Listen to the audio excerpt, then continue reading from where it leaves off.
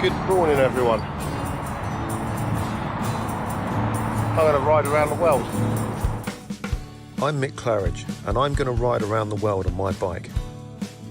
My son, he gave me advice at the start of this ride, and he looked at me and just said, "Dad, don't be a moron." Let me do my animal signal to gain their respect.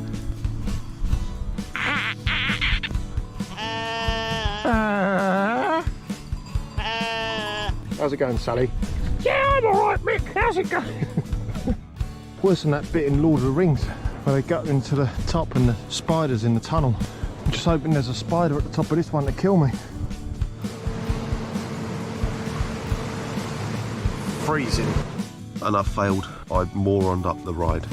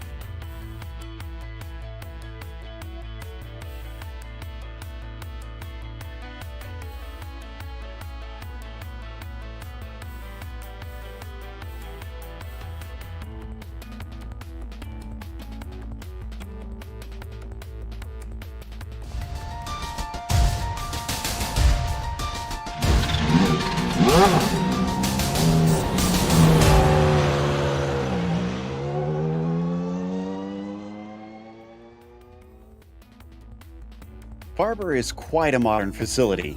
Usually this would mean it doesn't really fit with the Lotus, but this place has often been compared to old British road courses, so strangely it seems rather apropos for this vehicle. Will our drivers feel the same way about whether this venue fits? We'll find out soon as we get ready to watch round 3 of the Lotus 49 Grand Prix Legend Series, and you'll see it all live here on the Global Sim Racing channel. Hi, I'm Joe Peak, and with me in the booth is Christian Challoner. Behind the scenes is our director, Robert O'Brien, and he's using cameras provided by Dougie Beard. To get a feel for the ups and downs that come with a lap around Barber, let's head to our track guide.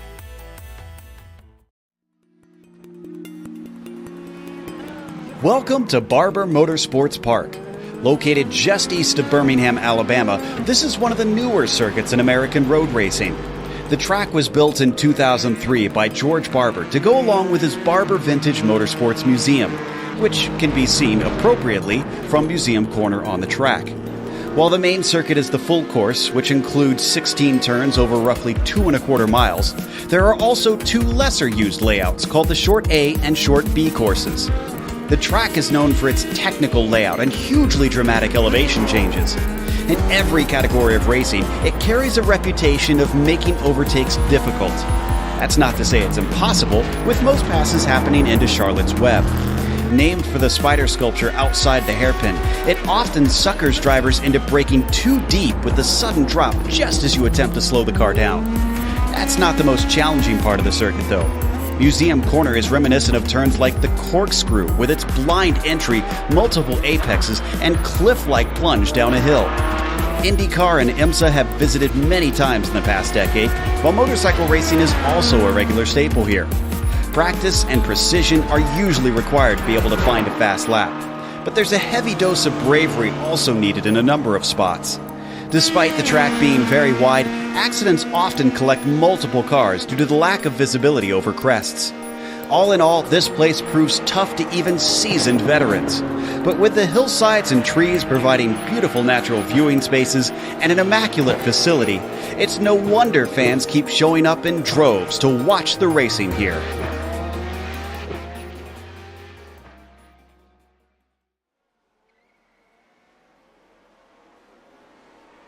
Well, Christian, last week we talked about how Mid-Ohio was a love it or hate it track, and I think this one kind of falls into the same camp. Yeah, absolutely. I would say that Barber totally falls in the same camp. And while I love Mid-Ohio, I can't really say I love Barber, if I'm honest. I always find it pretty difficult to get in a good rhythm around this place.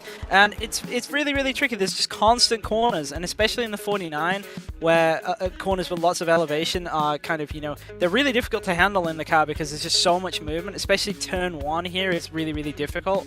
As is pretty much the entire back half of the track, just because it's so line precise and the 49 moves around so much. And do you think that the main passing place today is going to be Charlotte's Web? Kind of is for most cars. It's not really too much different in the 49, but definitely a track where there's a lot of mistakes possible, and I think we'll see that today. Yeah, and I think they're going to have to rely on a lot of those mistakes to try and get those overtakes done. For today's race, though, if we take a look at the race details for this event, we have 24 laps around here, so they have plenty of chances to make those mistakes, that's for sure. It's an open setup series. I'm sure there's been a lot of notes handed around amongst the drivers. They're actually pretty open in this series about sharing that information, and it could come in handy trying to get a car that's nice and planted over the various crests that you heard Christian talking about. But if they do wind up with damage, they do not have a spare car waiting for them. Got to just come in and get it repaired. Considering there's no scheduled pit stops, that of course is going to be a huge hindrance. Now, let's take a look at the championship situation with the F1 drivers. Ove Trangerade is actually the one leading, even though he hasn't won a race yet in these first 2 rounds, but he's been quite consistent.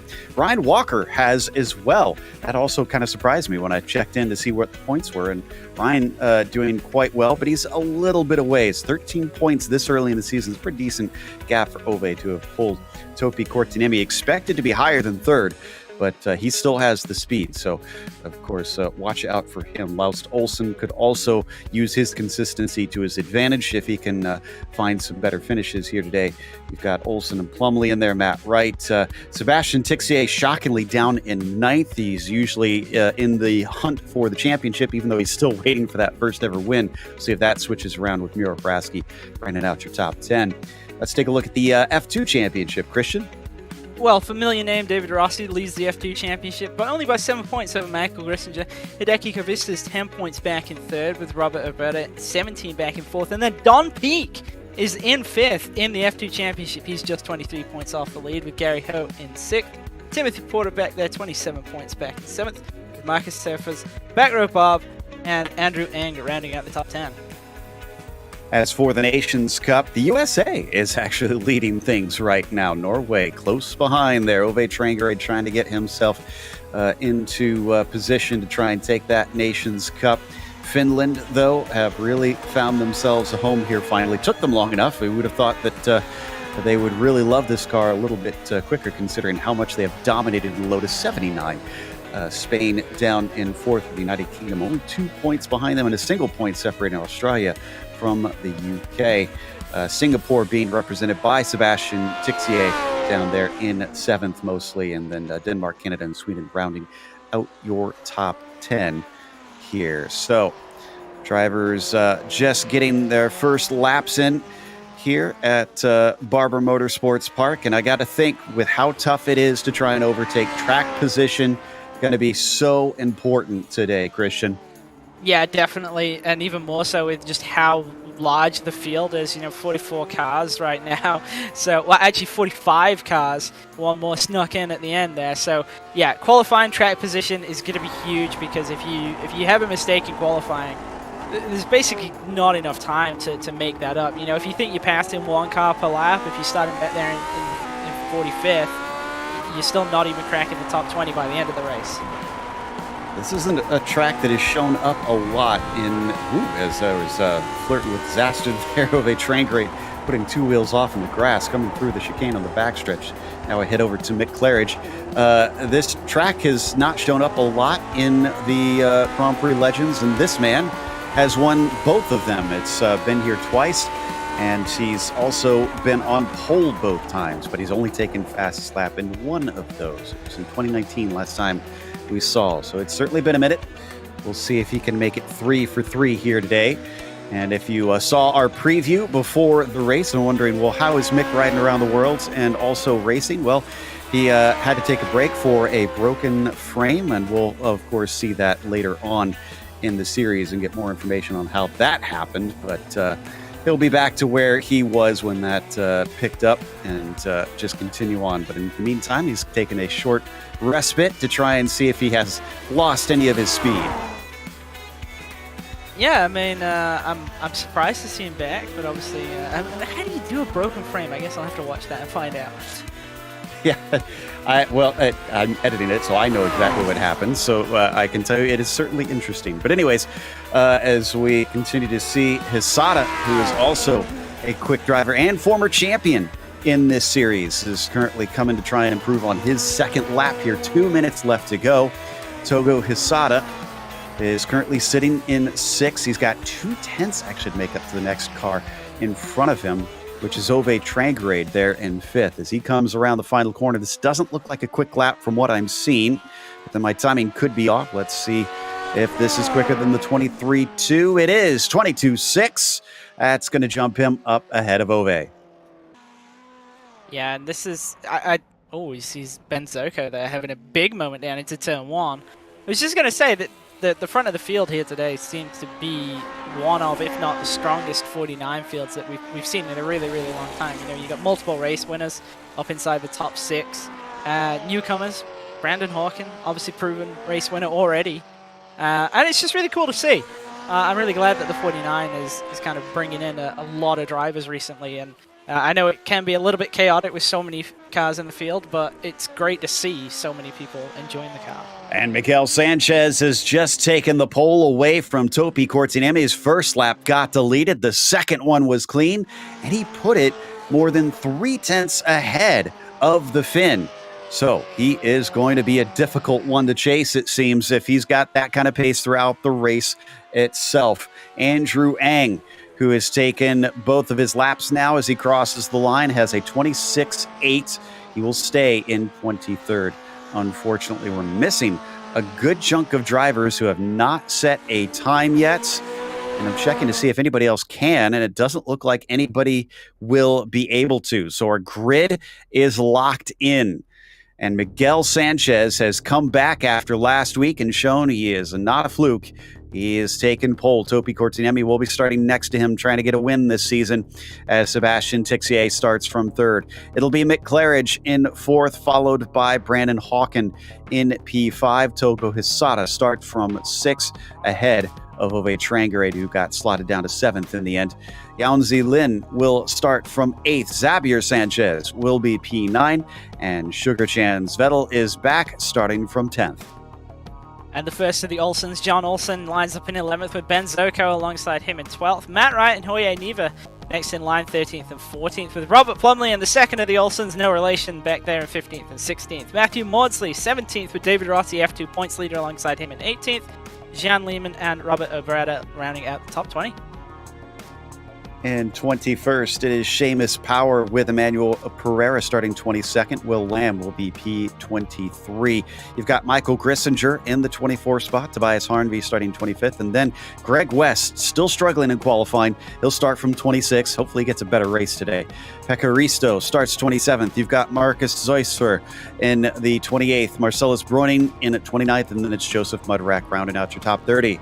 And Don Peak lines up in 31st with Nino Solner alongside him in 32nd. Andrew Ang 33rd with Chris Condor in 34th. Timothy Porter, our Netscape driver, he's back there in 35th today with Zach Purcell alongside him in 36th. Last car to set a qualifying time, Dante Gaetano 37th. Alex Saunders had a crash in practice and qualifying, was not able to set a time. He's all the way back in 38th. Gary Ho and Joan Rodriguez rounding out the top 40.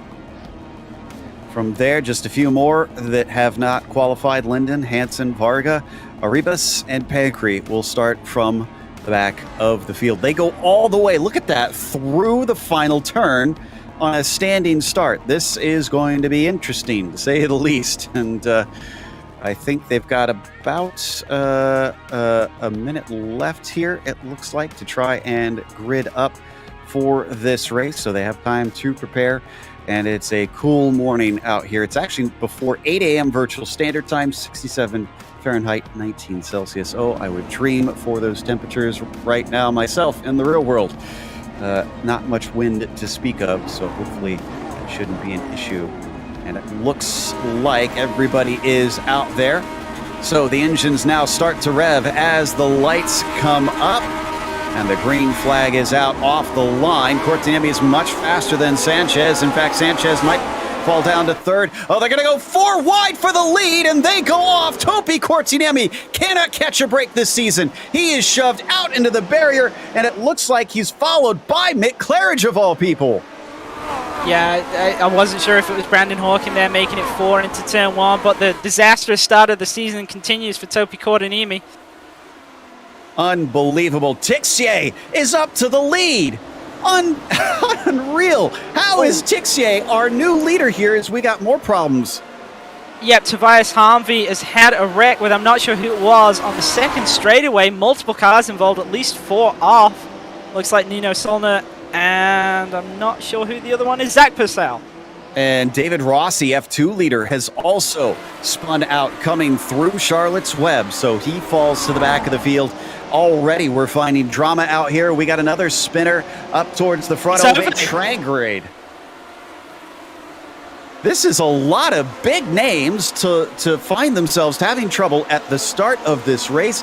Tixier, Miguel Sanchez, and Brandon Hawkin are your podium right now. Yeah, I think I mixed up Clarage and Hawkin on the start there. I think it was actually Clarage who went 4 wide and had that incident with Topi.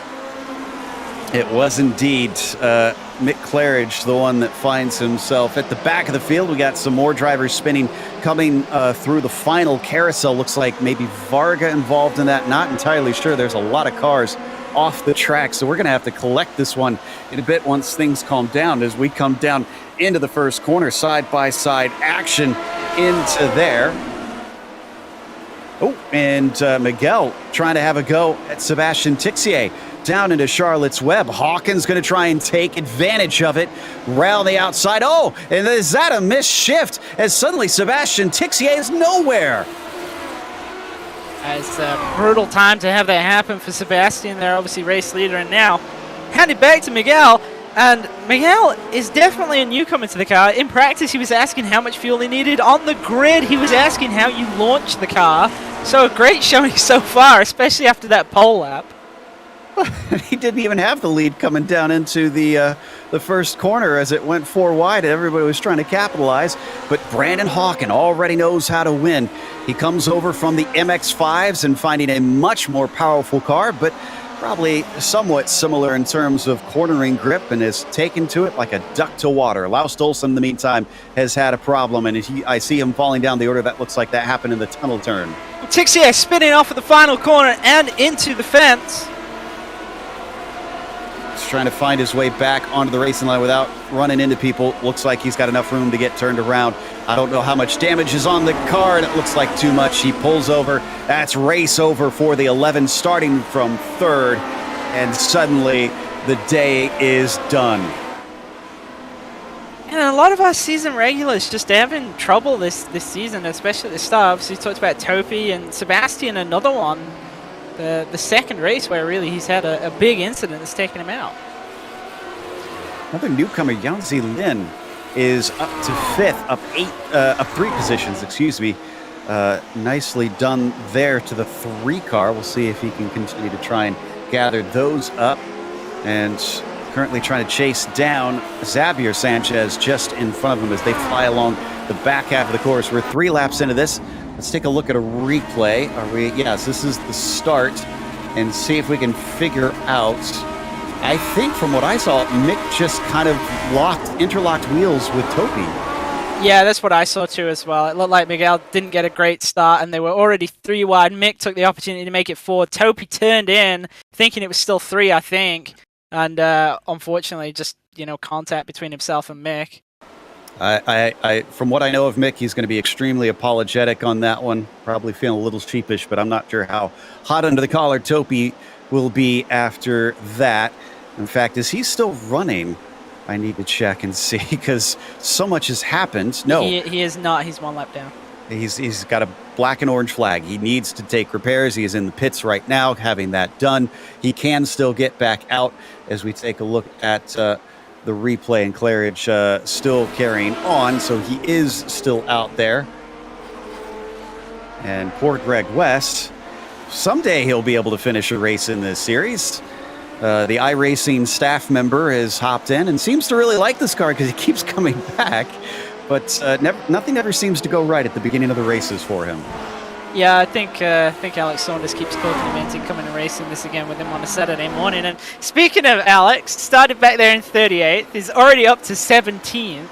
I would kind of love to watch the first lap on board with him because he gained something like 20 positions. Oh my goodness, yeah. He is up 21 right now, actually. So Saunders holding his own, and looks like he's going to have a little bit more action as Ove Trangrade is trying to get by the hard way, coming up over the tunnel turn, and he makes it stick. I have not seen a pass like that in some time. And speaking of that, when was the last time you saw a Lotus 49 race where 16th and 18th was Mick Clarage and Ove Trangrade? I feel like I've never seen that happen, ever. Yeah, goodness, this is a mixed up grid. I kind of anticipated this, honestly. We were talking before the broadcast that how we thought this was going to be busy, no doubt, but I figured, you know what, if we get people out of position, and I almost guarantee you that would happen, that we're going to have a lot of fun watching them come back through the field. But watching John Olsen currently in the 6th spot, leading a whole train of cars. There's Ben Zoko, Sugar Chan, they got Matt Wright and Jorge Nieva breathing down his neck. Yeah, this line actually goes almost all the way back from Togo Hisada in 3rd, and Hisada's actually been dropped by Miguel and Brandon Hawkin at the front. You see them weaving their way through the various chicanes on the back half of the course. Looks like as we hop on board, looking backwards at this group, Olsen knows that all he has to do is keep it steady. It's going to be very difficult for them to try and get these passes done. They need better exits. They need to be braver on the brakes. And so far, nobody seems to be within touching distance of him to try and do that. Zoko is the first in line that you'll catch glances of in that bright blue machine. Yeah, and we know from speaking with Ben last week that he's not going to go for a move unless he's very, very sure that he can pull it off. So unless he gets, I think with him maybe a car length, I don't think we're going to see a send from him. But I'm going to watch out behind because Sugar Chan and Matt Wright, they are having their own battle in the background. Matt Wright sending it up the inside as he tries to catch the car. Sugar Chan left him space, gets a little bit of a better exit, and now has the inside coming into Museum Corner, looking for the brakes, and Sugar Chan does indeed have to let it go, despite having the desired line. Wright is up to 8th with an aggressive move. Yeah, Matt Wright having a really good race today. Impressive. It's only 6 laps in, but, you know, I don't want to curse him, but this is looking like one of the strongest performances we've seen. Look at that up in front of him. Zoko thought maybe he could try something on Olsen there, coming off of the chicane. It was a bad run from John, but he held him back for now. It's already getting interesting in and amongst this group, and we know now that Matt Wright is quite eager to try and utilize any little whiff of an opening. So will he try and get by Zoko here as soon as he sees a chance? Yeah, I was a little bit surprised there, both to see Olsen go defensive at that part of the track and also to see that Ben was, you know, looking for a move there, especially after what I said about him being a little bit conservative. As they come down into the Alabama roller coaster, cutting back a little bit more inside there for Matt Wright compared to the squared off exit for Zoko and Olsen. That gets them a much better run. Oh, big moment there for Matt Wright. Matt Wright holds onto it, but now he's under attack. 3 wide to the inside of him, and contact as Sugar Chan gets knocked off course. That was Jorge Nieva, who gets 2 for 1. Yeah, Robert Plumley snuck past Matt Wright as well there, but Plumley looks like he's giving it back to Matt Wright here. They come down into Museum Corner, still side by side, and Matt Wright might be able to hold on to this one, but he does not have the grip off the corner. 2 wheels in the grass once again for Plumley, and he is through. Maudsley thought about trying to maybe see if he could put Matt Wright 1 more down, but my goodness, there is a lot happening in this group.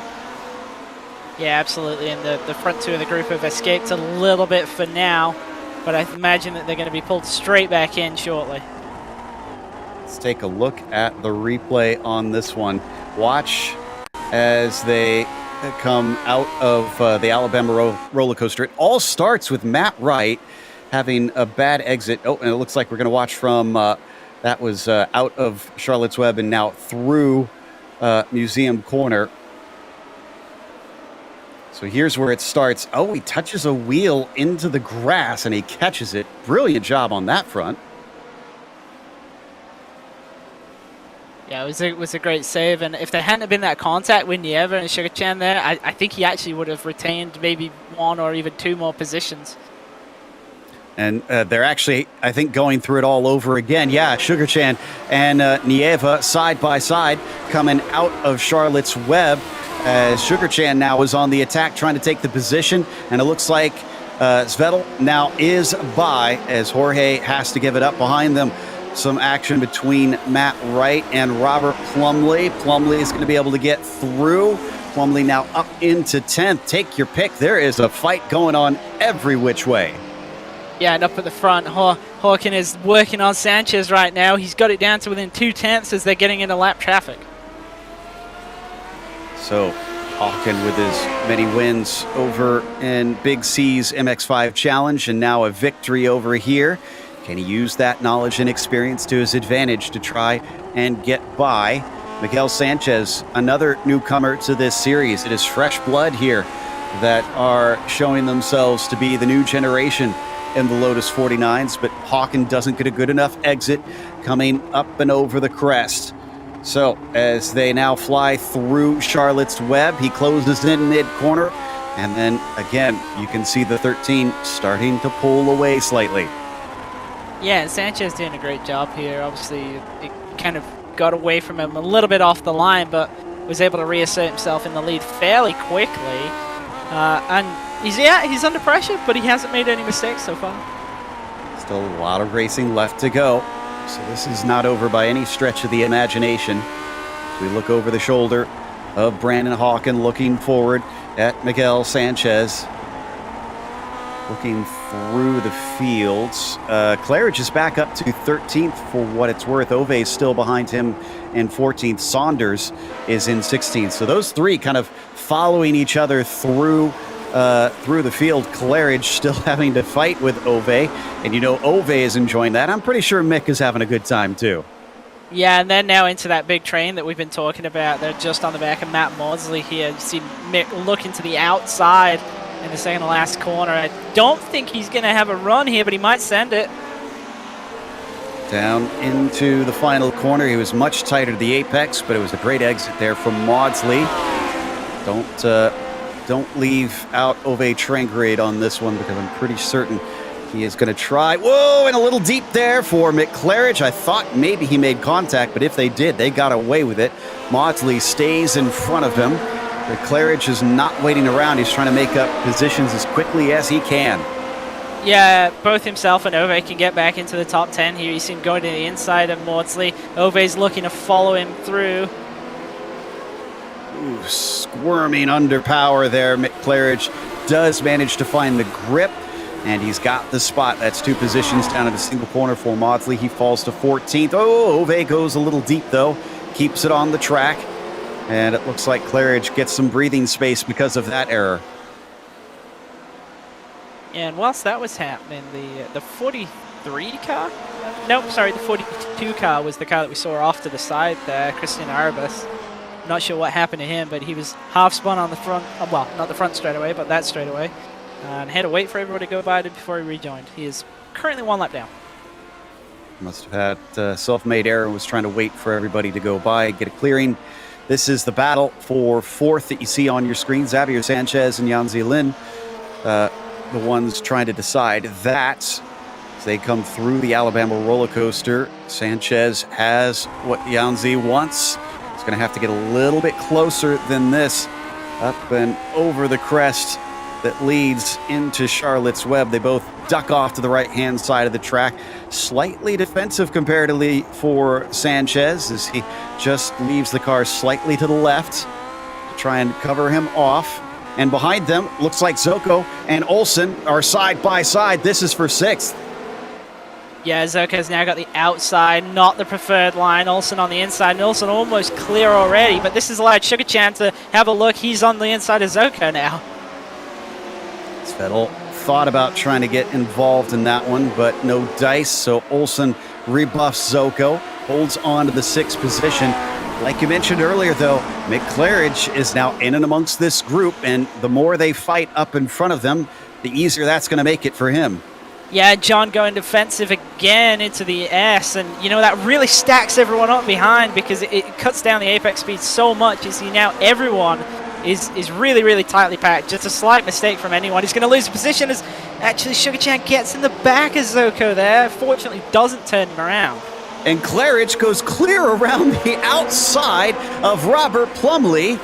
Uses a fantastic move. I think it was at Newgarden that used to do that in real life in Indy cars to try and make those passes, but it's not done for Robert. Behind him, Matt Wright wants to try and take the spot, but a good defense from Plumley puts paid to that. Yeah, behind there you see Ove also looking to move his way through. He's been a little less aggressive than Mick is, so he's just dropping off the back of Mick at the moment.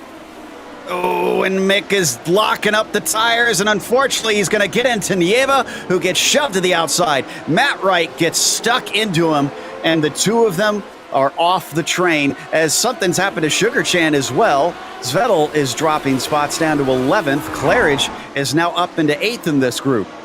Yeah, it looked like Sugarchan just kind of had a moment there coming out of the corner. I had to gather it up. Oh, Ove's spinning! Oh, all that hard work has been undone. So the 15 car is down into 15th as Matt Wright streaks on by.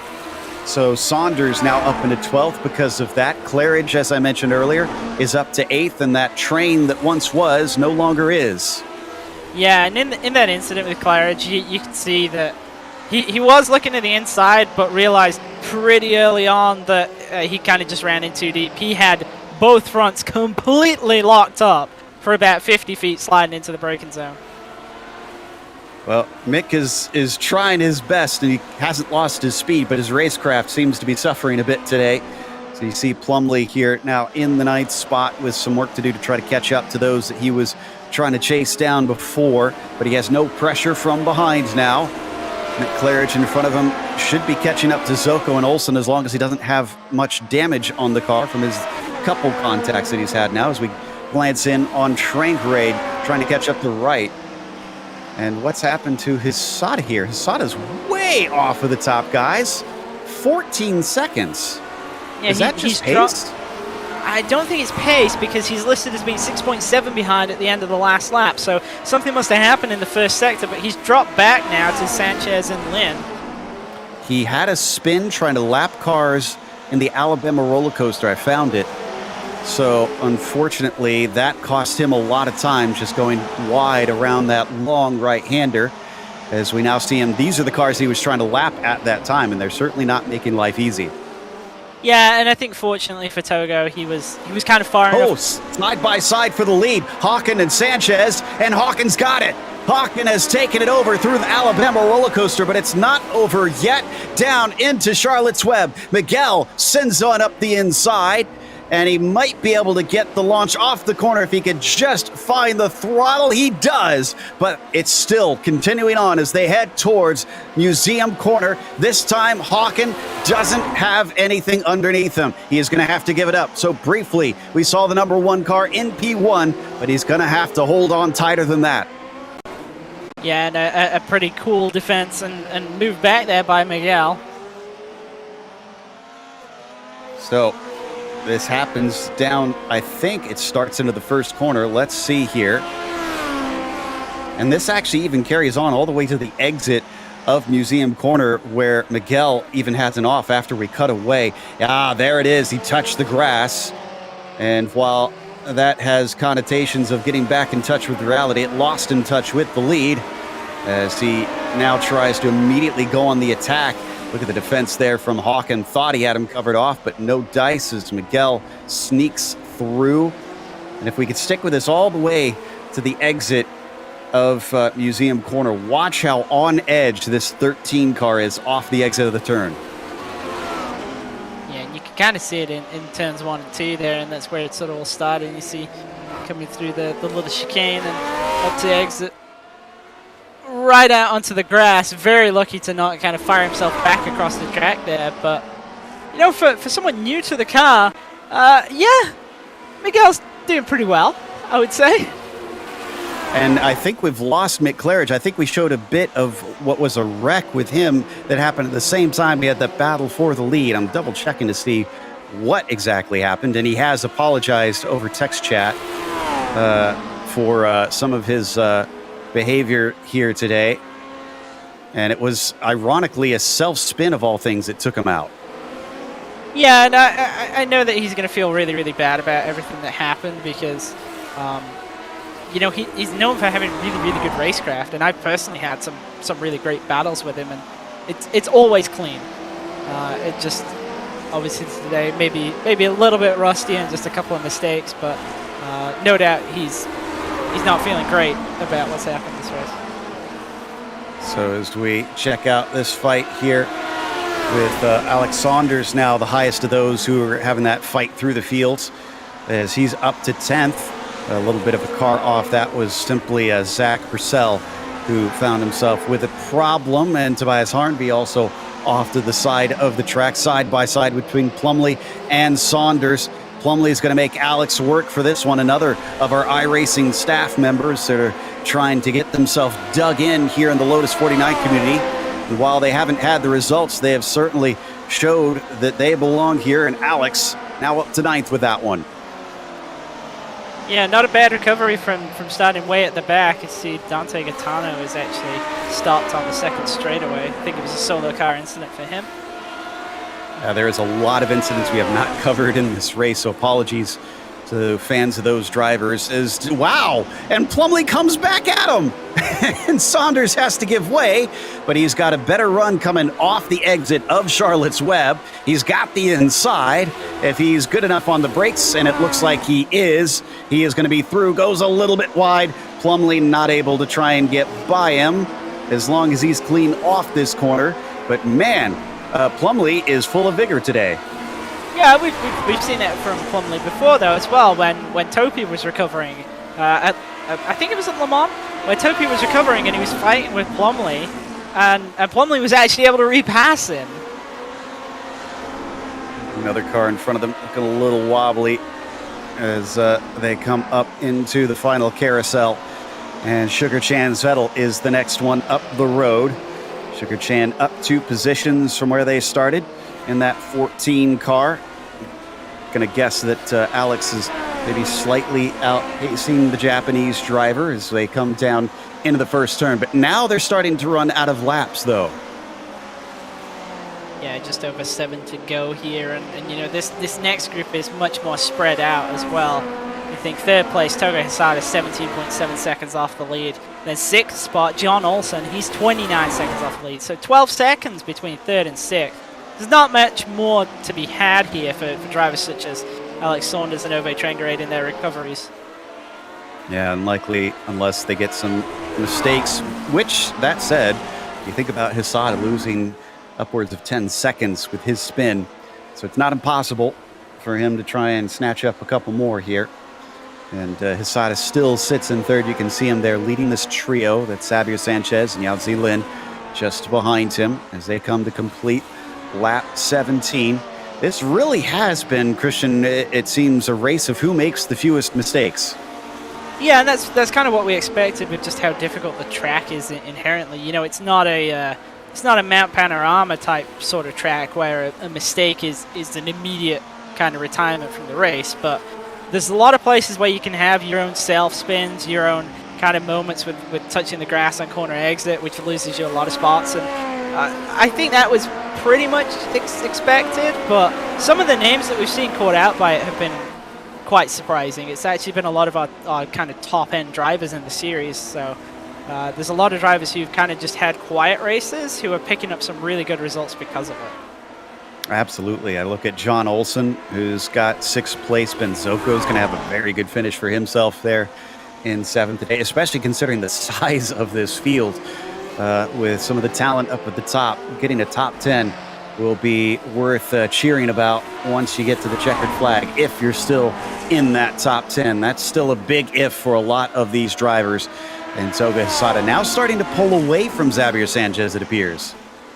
Yeah, and I think we kind of would expect that. Obviously, Togo was out there on his own island, so to speak, in that third spot before his incident. So I do think he's got pace on the pairing behind him, Sanchez and Lin, but a small mistake, you know, lap traffic, anything can really change that. And I think I've just seen Sugar-chan going slowly. Nope, my mistake. That was another car that looked similar to his. Yep, 14 cars still in 8th position as we come back to our leaders. A spinner, though. Plumley has just spun. He's dropped all the way back to Matt Wright. He's gone from 10th down to 13th. I think maybe he locked up the rears here trying to downshift, because it snaps out from under. Look at that. He keeps it from going completely around and then mercifully is avoided by everybody trying to scatter around him. Oh, and Matt Wright has just had a problem, along with Plumley. I'm not sure if this is related, but let's take a look at the replay. This is down into turn 1. Oh, and that is Plumley with an off, and poor Wright is put out of his misery finally. Disappointing there for Matt Wright. You know, it was looking like a good race, and then that slight mistake he had dropped him back, and now unfortunately it's a DNF and a big impact with the barrier. I talked about how close-knit this community is. There is an apology from Plumley, and Matt Wright gave a no worries. You can tell these guys have good camaraderie, understanding the nature of this car and its difficulty. As we continue, a big slide there from Hissada, trying to get as fast as he can down the front stretch, but it's just not a long enough straight for Xavier Sanchez to capitalize on that one. I'm keeping half an eye on that, half an eye on Miguel Sanchez and Brandon Hawken, because that's been within 2 to 3 tenths for the lead. It is frighteningly close. Yeah, and Hawken just sitting behind Sanchez here. No more mistakes since that initial one that allowed Hawken to have the lead for all of a straightaway. But you've got to think that Hawken's waiting for a move very, very late on. That was another wheel dipped off coming into the out of the museum corner, as Sanchez just barely clipping the grass here and there. Hawken, and there's a big run into the grass that time, but look at that. Brandon can't do anything with it. That just shows you how hard it is to try and overtake here. Yeah, there really is only maybe 2 to 3 true overtaking spots on the track. A very, very difficult one down here into turn 1, but it can be done.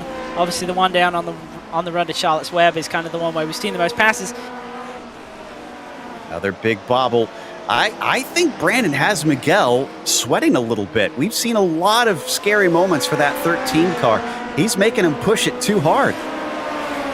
Yeah, and I think these pair have kind of got almost exactly the same pace as we see them going around a lapped car here. It's actually going to give Hawken an opportunity. He's gone to the inside. He's now going to box Sanchez in. He's going to get this done, I think. It's going to take a brave move coming around the outside in the museum corner. Unless he can get him to go off. He does go off slightly, but I don't think that one was a cut course there for Miguel Sanchez. No, he is safe, and he's still in the lead.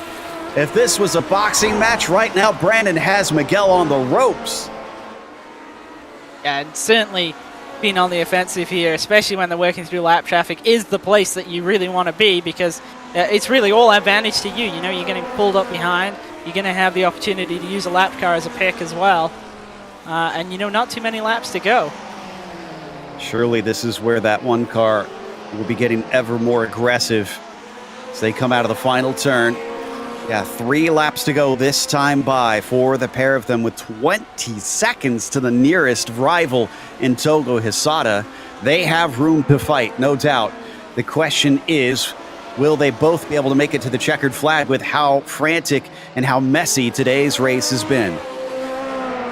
Yeah, I do think that both drivers here have kind of really got nothing to lose. They're going to go for the win. But I do expect that they'll both make it to the flag. You know, they've been both very, very strong, and they do have exceptionally good racecraft. Obviously, both drivers have ran in many other series. This isn't like it's their first race. It might be their kind of first races in the 49, but they are very experienced. Absolutely. The iRating of Hawken in particular, I said the number one on his car, 7,100 that he's got behind his name, as we now watch the fight for third. Xavier Sanchez, I should clarify, and Yaounzi Lin trying to decide the final step of the podium. But they've been locked into these positions for a good chunk of this race now. Yeah, and this is a surprise for me, actually. I really thought that Hisada would have been able to drive away after that kind of moment, but he hasn't, and Sanchez is looking like he might be able to threaten him for this third spot. Boy, Lin had a moment coming down through Museum Corner, absolutely launched it over the curb and then having to lock it up to slow it down, as just saw Plumlee get overtaken by Seamus Power. So that was for the 13th position back there. In fact, it looks like it's carrying on. It is not over, and Plumlee once again doesn't like to give things up quite so easily, but Power shuts the door. Yeah, Power with another good run. He's up 21st to 13th. Oh, we got to go to Xavier Sanchez because he's finally got a run on Hotogo Hisada down into the first corner. Hisada is going to give him room, but it switches back into the Alabama roller coaster. The outside, not usually where you want to be, and he has to give it up. He does, but he's going to have a good run, I think, in the Charlotte's Web. I'm sure we're going to see him go to the inside here. Coming down into the braking, and Sanchez is way too deep. In fact, that slows up Hisada, and in one fell swoop, Yaounzi Lin is now into third. And Lin has just really kind of had a quiet race to stay connected to Sanchez and Hisada here, and now has moved himself up to third. Patience is a virtue, and that has paid off handsomely for the number 3. But now this means that's broken that up and allows us to focus on the leaders who come down to the white flag. And there was another poke from Hawken coming through the final corner. Will he try and take the position as Hisada's trying to keep up with Yaounzi and see if he can make a pass? But here is our leaders with the white flag out. Hawken a little bit farther back than what we saw before, but we've seen so many mistakes from the 13. And Miguel Sanchez is going to have to try and cut out those mistakes if he wants to keep the lead. And there's a run deep. Another chance to try and get to the inside as Brandon launches off the corner. He's a little bit farther up. What does he do here? Does he try to cut down on him? Can he break deep enough? They're going to go side by side, almost tangling wheels as they fight for the lead on the last lap. And no one gives up, but it looks like Sanchez somehow finds the launch off the corner. Yeah, but I don't think it's over. There is going to be at least one more opportunity if Hawken gets a good run through here. He has. Is Sanchez going to go defensive into the S? Oh, Hawken to the inside. They're side by side yet again this lap, but no, it looks like Hawken can't do it. Oh, he sends him deep. He pulls the over-under. Hawken has the lead. Sanchez has lost it, but he might be able to get back underneath him as he comes down into the last couple corners. No, it is not to be. Brandon Hawken, what a move coming into the tunnel turn to take the win at the final calling of this race. Yeah, brilliant move there, and just a slight mistake from Sanchez, and it gave Hawken the opportunity he needed. That was unbelievable stuff. A pressure cooker down to the end of it. Alex Saunders, oh no, Alex Saunders has just run in to John Olsen. Both of them off. Saunders almost runs into Ove Trangarade now. He did get into Trangarade. Trangarade's damaged, so is Saunders. Saunders has got the car in a huge grip up trying to bring it back. Oh my goodness. After all that hard work, he's down to 11th. I don't know if he's going to be able to beat all these cars home that are suddenly trying to fly by. So Xavier Sanchez gets 5th, Zoko 6th, Sugarchan's Vettel winds up 7th. John Olsen, where is John Olsen? He's even worse off here. Yes, he's still behind Saunders. Saunders is now spun in the grass. Olsen's actually overtaken him, so to speak. Oh my goodness. Well, you talked about the temper of Alex Saunders. I gotta think he is absolutely shouting in that rig right now, knowing what he's done to this race effort. He crosses the line as John Olsen in 15th. Saunders is he going to be able to get 16th, or will Olsen go by in time? 16th barely. for Alex Saunders. What a finish to what was an amazing race out there today, full of action. We're going to try and untangle this during the break. We'll come back with the official results as well as driver interviews, so stick around.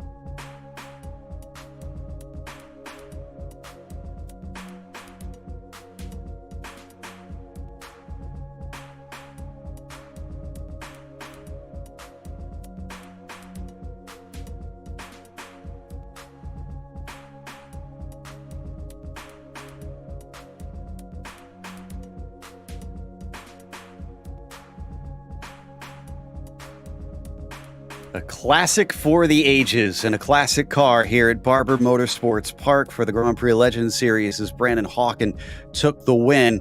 And I'm pretty certain the only lap that he led was the final one. Miguel Sanchez wound up second after starting from pole and slipping backwards early on, but then eventually getting back to the front. Yaunzi Lin managed to get third after Togo Hisada got caught out from a mistake from his fellow driver Sanchez. Hisada was fourth and Xavier Sanchez was fifth. Ben Zocco behind them went from 12th to 6th, but that is just a drop in the bucket compared to some other drivers with their gains in this race, because Sugarchan Vettel finished 7th, Ove Trangrade 8th, Jana Lehmann up 10 for 9th, and Matthew Maudsley was up 7 to finish 10th.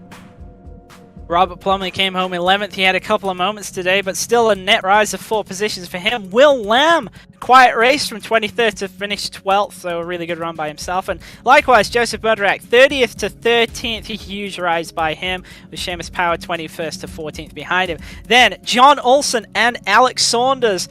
That last lap incident kind of knocked them both outside the top 10. Saunders still the biggest mover, 38th to 16th, but a net loss of 7 or 8 positions on that last lap. Laust Olsen, a little bit of an anonymous day for him, comes home in 17th, dropping 1 position. Michael Grissinger 18th in the last car on the lead lap, with Emmanuel Pereira and Gary Ho rounding out the top 20. Gary Ho going 19 positions up from 39th to 20th. With apologies to the back of the field for not getting to cover some of the action back there. We just had so much up front. 21st for Soyser, Rodriguez 22nd, Don Peak also gained 8 positions up to 23rd. You got Timothy Porter, P24, Roberto Broda in the 25th spot. Now you get to cars 2 laps down. Arribas in 26, Greg West only able to creep home 27th today, 1 down from where he began. Zach Purcell, 28th, David Rossi in 29th, and then 30th goes to Gaetano. And Matt Wright, he was having a great race, starting in 13th, but unfortunately, late race incident brings him home in 31st. Yoya Neva, another driver who obviously we saw last season dominate really, F2 points. He comes home 32nd.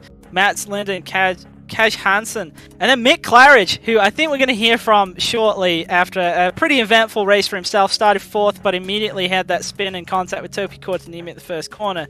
Simon Pancree, Chris Condor, Tobias Harmvey, another F2 contender back there in 38th. Vince Varga and Andrew Eng rounding out top 40. From there, it's drivers who have all retired, unfortunately. And we do have our winner ready to talk to us, Brandon Hawken. So let's see what he thought of what was an absolutely astonishing race from our perspective. Brandon, that battle was, I think, is going to be talked about for quite some time, because from our viewpoint, you and Miguel just had a right humdinger. Man, that was incredible. Hats off to Miguel. That was that was an amazing race. And man, I was struggling a little bit on rotating the car, but yes, I'll try to get that fixed next time. But man, like, and I know he was a little bit on the loose side, so it kind of evened out. And man, yeah, we had a couple opportunities there at lap traffic, couldn't quite get it done.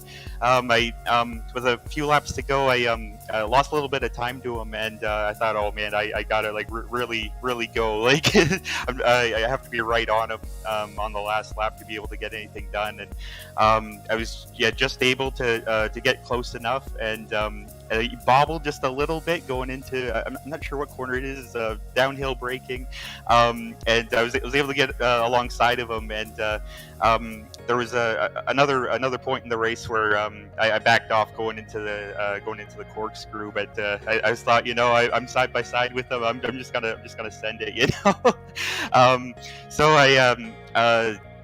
we came super close to contact, but he did a really good job at leaving just enough room for the both of us. And he was able to get by me coming out of the corkscrew, but I was able to get it back through the chicane, and then I thought, you know what, we're just gonna go for it. So I braked at my normal braking point. We both kind of slid out wide, and then so we're still side by side, and so it kind of put him in a bit of a compromising position. So I backed out and got the crossover there, and man, that was just great racing with him. He did an awesome job, and so hats off to him. And wow, what a race! That was really fun. It was a good job, or good stuff from everybody.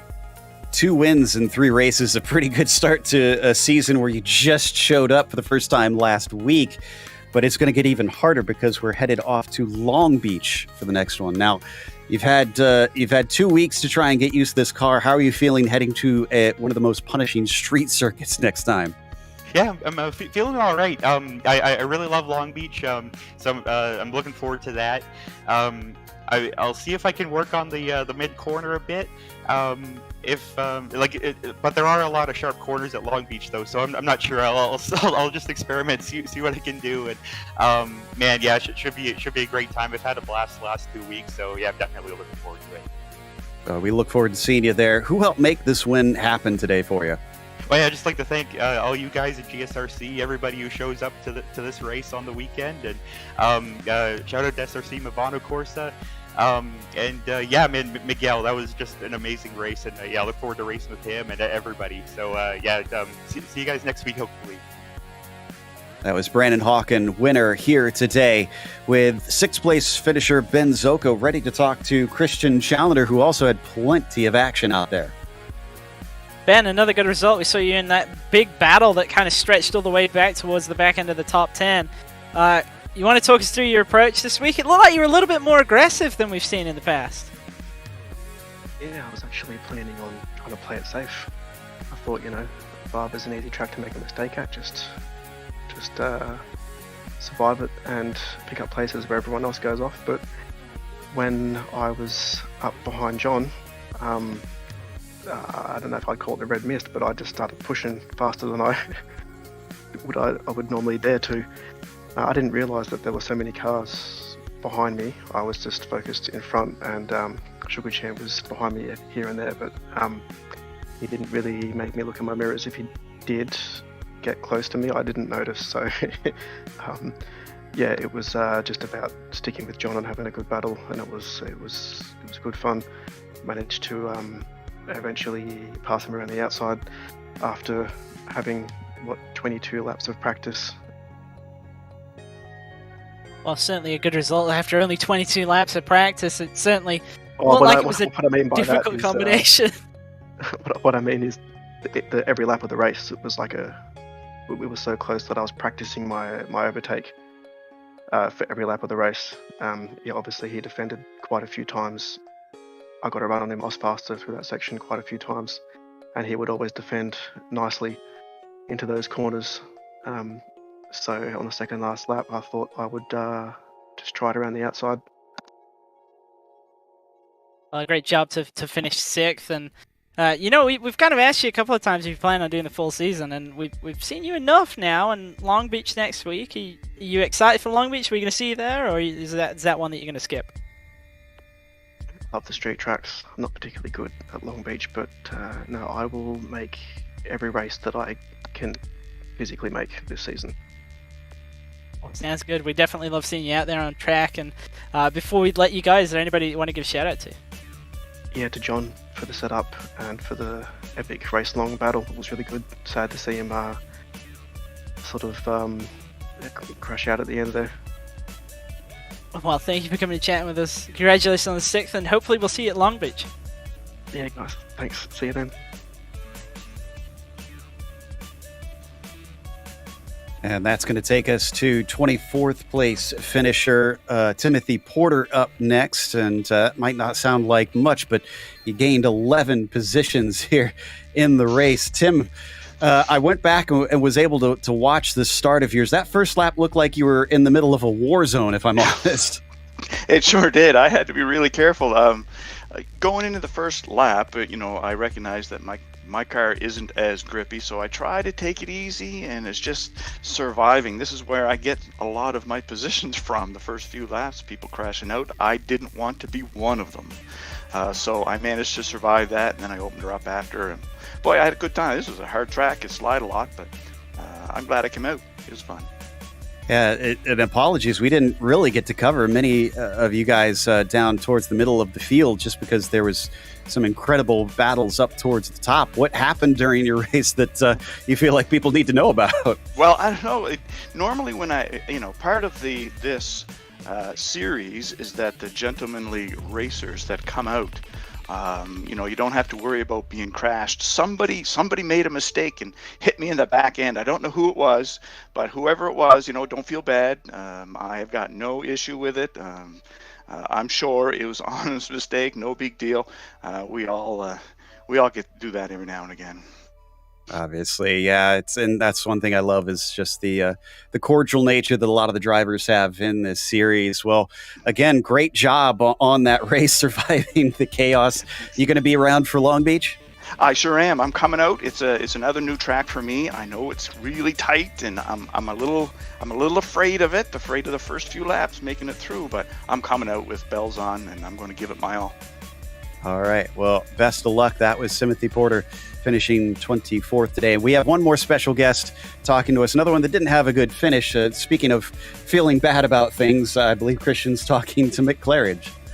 Mick, so we just chat with Tim a little bit about what happened in his race, and we expressed it was maybe a little bit less eventful than your own.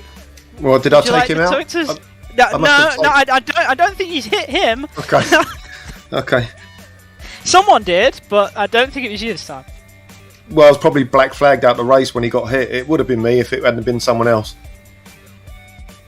Yeah, it did. I mean, it kind of went wrong right from the first corner, didn't it?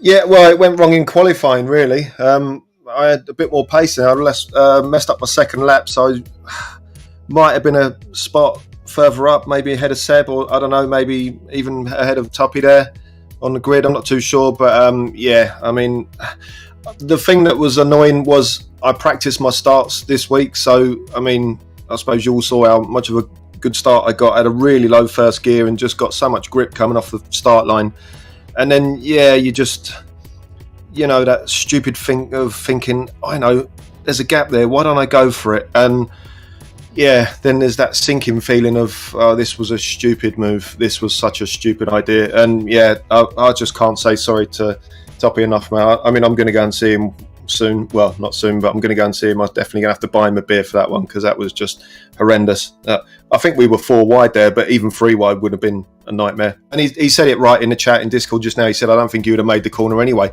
But I don't think I would have done. So yeah, terrible. Yeah, definitely, you know, even 3-4 wide on the first lap is it's difficult to go 2 wide through there. So yeah, it's sketchy at Talladega, ain't it? You know, but Barber, yeah. Yeah, absolutely. And you know, we kind of weren't really expecting to see you back mid-season, and I heard there was an issue with your frame, right? Like, can you tell us a bit more on that? Oh, you're talking about the bike frame? Yeah. No spoilers yet, though. No spoilers. No, okay. There's no spoilers. There's no spoiler version of what happened with the bike. The bike's fine. Blah blah blah blah blah blah blah blah blah blah. No spoilers. Okay. Well, speaking of the bike ride, and presume you don't want to talk too much more about exactly what happened in this race today, but we have a series on the bike ride. You want to talk a bit about people who might not know about the bike ride? Yeah, of course. Yeah. Well, I'm riding around the world on a fat bike, which I've owned for a long time now, and I'm going to go and visit as many of my iRacing mates as I can, and get them to sign this iRacing T-shirt. I'm actually going to iRacing HQ, which is sort of the main goal, but that won't be the end of the ride. I've still got to go. When I get over to that part of the States, I've still got to fly back to Spain and up to Finland and Sweden and all the rest of it. And so the ride's going to finish in Sweden, and I think I've got something like 65, 70 drivers already signed up around the world that want to sign this shirt. So the iRacing staff are going to do it as well. So yeah, so that's the main goal really. I want to go and see the iRacing staff at headquarters and go and sort of video them, and yeah, I just can't wait to do this. So yeah, I'm back for a week. Yeah, it's all going to be in the videos why that's happened, but yeah, I'm heading out soon, probably in a couple of weeks, back out to Turkey and then carry on. So yeah, the videos are coming out now. So yeah, all good. Can't wait.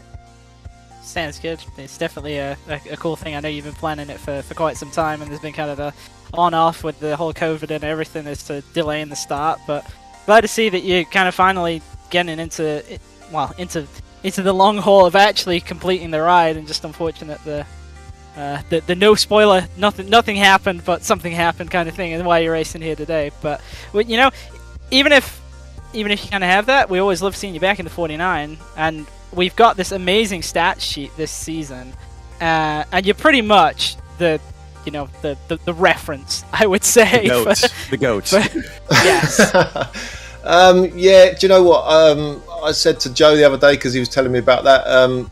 Listen, you know, I do okay in the car. I've done for a long time now. But listen, out of all the fast guys that have won races and won championships, well, excuse me. A little bit of interruption there. There's nothing like timing. Yeah. Yeah, out of all the guys that have been there for years and years, I think I'm the only one that has actually raced the whole time. So my stats will look a little bit better than everyone else's. Obviously, Michelle, Rob, Toppy's getting up there. You know, he's going to, you know, if all those guys had been there as long as I had. Oh. Yeah, spoilers for the video. Here you go, Joe. Okay, actually, I'm not even sure what this is referencing. So yeah, don't worry. I'm still digging through footage myself, if we're honest here. Yeah, so yeah, stats. Yeah, they do look a bit better than they should, I think, for the amount of time I've been in the car, you know. Well, and just in terms of the stats, when we're looking at it, there's only 2 tracks on the schedule this season that you haven't won at. One of them, Michigan Oval. Well, that's kind of understandable, and Fuji, which is a new track, so you couldn't possibly have won at it. But every other track you have managed to pick up a win. So I think you've undersold yourself a little bit there. You have obviously raced a lot, as you say, but we've got plenty of other drivers in the series who've also done the same. So I think it's fair to say that you are the reference, and we are glad to see you back. Well, thanks a lot. Yeah, I'll take it if you're going to say it, mate. But yeah, and coming from you, mate, it sounds good, So, and because I know how good you are in this sort of hobby we've got, So yeah, cheers, man. That's really cool. Thanks a lot. Well, thank you for coming to chat with us. I know it wasn't the race that you wanted to have, but before we let you go, is there anybody else that you'd like to give a shout out to? Yeah, well, firstly, apologies to Toppy again. I think it was Jorge as well I hit, and sorry to Ben. There's a couple of guys I really want to say thanks to regarding the ride. Steve McKenzie of the McKenzie boys, don't mess with the McKenzie boys, and Clive Frederick. They've enabled me to be able to go out a month early now for the ride. So, yeah, and all the guys that are watching, sorry to them, sorry to you, sorry to everyone else that I'm going to meet on the planet for that race, and yeah, apologies. Well, thank you for coming and chatting with us, and hopefully the next time we see you out there, you'll have a little better of a time. Well, it's going to be about a couple of years' time, mate, before you see me out here again, so yeah. Hopefully I'll be better then. Well, that was Mick Clarage, who didn't have the return that he was hoping for, finishing 35th, but he will return to the bike, and he's going to return on screen in a week, next Friday, July 8th. So definitely tune in for that one. More details to come as this week goes on. Big thank you, of course, to the Grand Prix Legends community for bringing us back for another season of coverage. And we also want to thank the team today, Rob, Christian, and Dougie. Make sure and check out our social media, our website, and our merchandise store listed on the screen. And don't forget to subscribe to our YouTube channel so you don't miss a moment here on GSRC. As we mentioned, the next race is going to be at Long Beach. That'll be Saturday, July 9th at 9:30 a.m. Eastern. Be sure to check out our other broadcasts listed here, though, including the Camel GT Series coming up later today at Watkins Glen. That'll kick off at 1 p.m. Eastern. However, until next time, race clean, race hard. We'll see you on the track.